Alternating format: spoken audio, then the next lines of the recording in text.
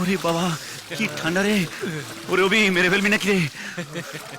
কি করেছে স্নান করছে কি আরে জানে? বাবা এত ভয় করছো কেন? নাক টিপে একবারে ডুব দিয়ে দাও, দেখবে আর ঠান্ডা লাগছে না।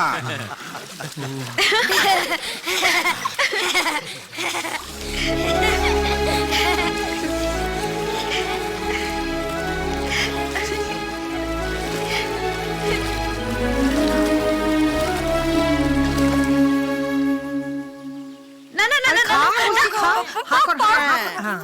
আর পারবো না মানে না খেয়ে কি চেহারাটা কি করেছে দেখেছো?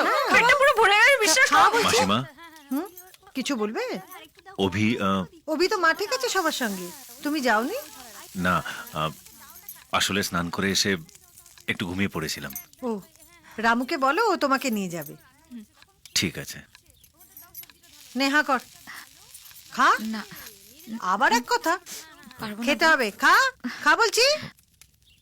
মাসিমা হুম? একটা কথা বলতে খুব লজ্জা করছে। খুব খিদে পেয়েছে, কিছু খাবার হবে? ওমা, সে কি? এতে লজ্জার কি আছে? এটা তো তোমারই বাড়ি। এই দীপা, হাঁ করে কি দেখছিস? যা লুচিগুলো বেড়ে দে, যা।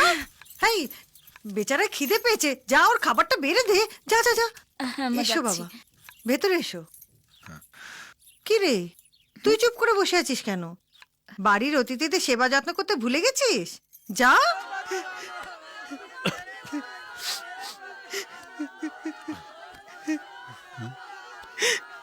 কাল রাতেও দিব্যি সুস্থ ছিলেন, আজ সকালে না ওঠাতে কেমন সন্দেহ হলো। এসে দেখি আর বোধহয় বেশিক্ষণ নেই।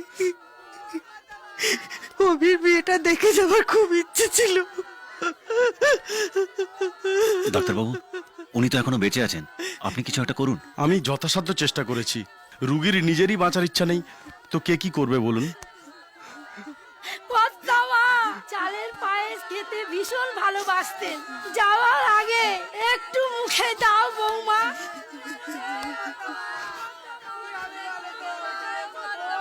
আরে চুপ করুন সবাই, আরে আপনারা চুপ করুন।